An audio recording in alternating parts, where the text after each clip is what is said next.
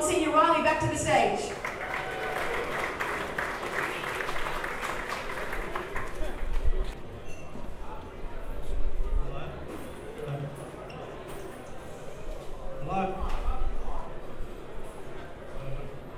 Hello. I just got a question. Often, I mean, you would agree that we have to defend the defenders, but at what point, when you get radicals coming up to us and, you know, abusing us and whatnot, at what point do you start to retaliate?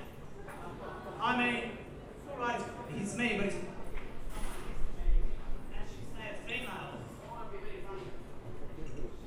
what do I do? I mean, do I retaliate? Can I just snap the blow? And the other question is, what advice would you give a female that's already had an abortion? Okay, the first part of the question is, I'm going to turn the other cheek. You know, you have to absorb it.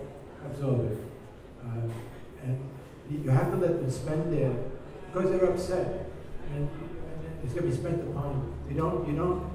You absorb it, you wait till you spend energy, and then they want to know, why are you here? What makes you tick? It's where you reach them. If you go back at them, stay home. You're not going to be of any help.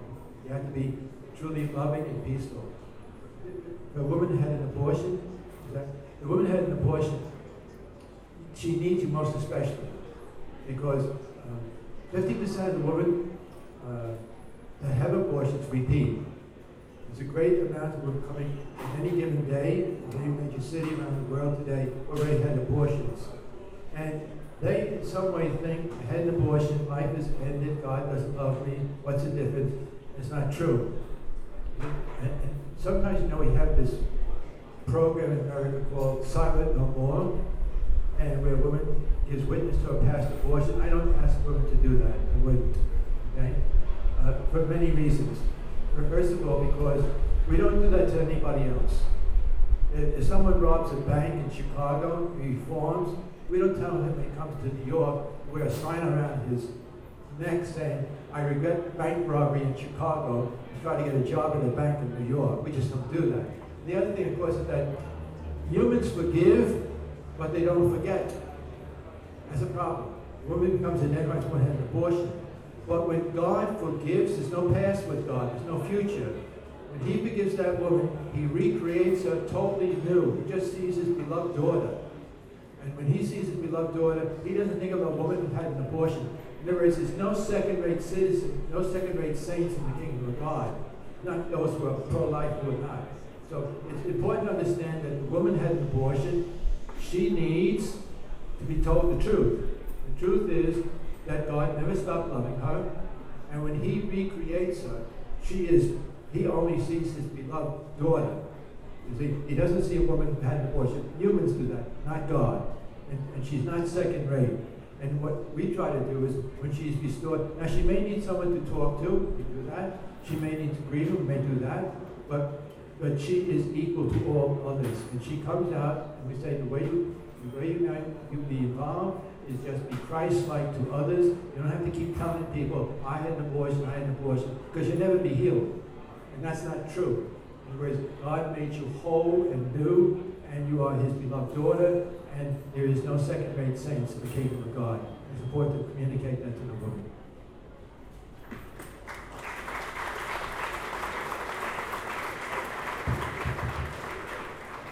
Just have a question up here, Monsignor, at the top. Hello, Monsignor. My question is, yesterday my sister gave birth to her third child, and today when the doctor asked her a number of questions so she could be discharged from hospital, one of the questions was, would you consider, you and your husband consider along the lines of contraception? How do you say to that doctor, contraception's wrong and you shouldn't be asking that of any married mother, or any mother in general? I think you just did a very good job. Exactly what you said. Okay? In other words, the reality is that there is natural family planning. Okay? And natural family planning does work. And if people have really reasons for spacing their children, there may be good reasons, that should be part of the training of every couple's preparing for marriage. That they should know the rhythm in their body, that they're able to space the children according to their ability to have them and their needs. And it's not hard. My goodness, you can teach the basis of natural family planning in 20 minutes. It takes about 3 hours to teach the couple how to chart correctly, but once they do that, it's incredibly simple and incredibly effective. It's more effective than the pill. That's the truth. So that's the first thing. On the other hand, the doctor's out of his field. He's a medical doctor. He's not a theologian. He's not a moral person. He shouldn't be telling people to do evil or encourage them to do so. And they have to be told to so. We need doctors. You know, it's interesting. Doctors still in today's society, doctors and priests still have authority in this sense. That I met a medical doctor. He said to me, Father, we doctors do not use our authority enough. Right? And maybe he said, I use the authority to say to them, have your child. And she will because doctor says so. If father says, keep your child, she will because father said so. There is, if you have authority, you must use it rightly. You see, not wrongly. When doctors are encouraging a married couple to go this other route, especially now, see, 80% of the so-called contraceptives cause abortions. You know that. As a matter of fact, we had just recently in Louisiana a personhood amendment that they were going to put onto the Constitution. And Planned Parenthood went down to Louisiana to knock it out. They never talked about abortion.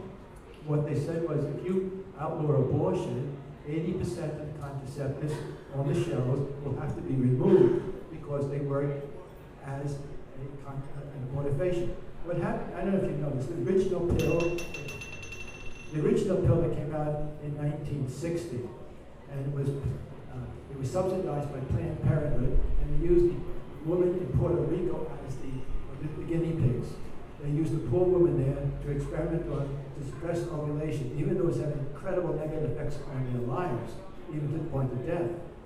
And so what happened in 1960, they finally had it ready to market it, but it was against the law in the United States. You could not market a contraceptive pill in 1960, it was against the law. And only in 1965, on June 7th, it was Griswold versus Connecticut, a Supreme Court decision that said a married person in the privacy of their home could use a contraceptive, no one else. A contraceptive pill. It was in the 70s that they said an unmarried adult. By the end of the 80s, an unmarried minor. And by the 90s, we changed the school classrooms into health-based clinics, and we're giving the condoms and everything to the students without the parents' permission. Amazing how this has happened, you see? So, but the reality is that the contraceptive in 1960 was marketed. By 1969, in America, in Washington, D.C., there was class action suits by American women across the country who were suing the pharmaceutical companies for not indicating the incredible negative effects on their bodies that they were having. So the pharmaceutical companies in 1970 went back into the laboratories and they changed the makeup of the pill. And what they did was this: instead of having the pill suppress ovulation like 96% of the time, it only suppresses ovulation 50% of the time. But in order to make it secure, when life is conceived in the fallopian tube, it takes about 5 days for the child to come from the fallopian tube into the womb, and when it gets into the womb, it implants on the wall of the womb the endometrium, and rich blood cells are developed beforehand to allow the child to be fed and to implant. What they did was they changed the mechanism of the pill to make the rich blood cells, the endometrium, to be shed at the wrong time, so at the period, they were shed at the wrong time. So when the life came down, could not implant, well, it would be actually starved to death. So instead of it being actually contraceptive, it destroys the child after it has begun. So it changed the definition of pregnancy. They said pregnancy begins when the child is implanted on the wall of the uterus. But if you look at the medical textbooks and the footnotes, small print, it says an affirmed pregnancy begins with implantation. Because when the child is conceived in the fallopian tube, in couples, what happens is sometimes people go in after having relations to an abortion clinic and they lie about when they had sexual relations. And it comes back negative. But if they tell the truth, they have to say, come back in a week, because we can't tell yet, either by a blood test or urine test, if you're pregnant. We have to wait for the child to come down from the fallopian tube, come into the womb, and implant itself on the wall of the uterus. And then it sends into the mother's bloodstream, I'm here. We can pick it up. Before that, you're here, but we don't know it. So you can't concern. So what happens is, what they did was, they changed, first, if you want, the residence of the new life, and made it hostile. They removed, it keeps causing the bleeding, the shedding of the endometrium, rich blood cells at the wrong time. So when life, if it is conceived, it comes down, it's aborted. But they changed the definition of when pregnancy begins by saying pregnancy begins with implantation. But if you read the small print, it says an affirmed pregnancy begins at implantation. But pregnancy begins at conception in the fallopian tubes. So the reality is that contraceptives today are abortifacients. So if you have people out there protesting anti-life, telling them don't kill your children, and they're home, they say, my God, what am I doing? What is this? So we keep the people ignorant. But we have to, we have to choose the whole package. It's very healthy not to use contraceptives. It's also morally correct. And it also destroys. It destroys it shuts out God. It shuts out life. It shuts out the beauty of the whole thing. In other words, I say to you, human sexuality, my friends, it's magnificent. It's God's creation. Where God is calling a man and a woman to work with God, to bring a human being into existence that is special and unique forever. It's God's creation. A contraceptive is shutting out God and life, and it's destroying the love. I had a couple that actually, they were irregular in their rhythm, and they didn't know about natural family planning, and eventually they gave up and they went to contraceptives. They said they had to abstain so long, which is too much. After 5 years, they found that with the contraceptives, their love for each other had died. It was like so many beers on the wall. There was no mystery of life. And they were having less relations in 5 years than they were when they were even using the contraceptives. It destroyed their love. And when they went back and tried to do it God's way, the natural way, they found that once again, love was there. It resurrected them. You do it as in all things, nature's way, natural way. You're going to find in the long run, it makes your union more alive, you're more conscious of God, and whenever you act according to how God made you in the long run, is good. So don't be afraid to tell people. Don't be afraid to tell people the truth. Paul VI told the world, people don't realize, Paul VI knew what was coming. Actually, on October 4th, 1965, at the United Nations, he knew this was coming. And he told the whole world, after he told them war, never again, he says, do not be involved in the type of development of people that treats people and uses contraceptives to keep them away from the table of life. Rather put more food on the table, do it God's way, and have a humane Christian humanism, not an inhumane humanism. Because he said, in that encyclical, people don't know, read the encyclical, beloved guy, Humani Vitae, it's only about 12 pages. Section 17, he predicted what would happen if the world did not follow what he said. Every one of his predictions has happened, including what happened in China. How in the name of God? In China, you realize how many in the last 40 years, how many children were ripped out of the mother's womb in China in the last 40 years?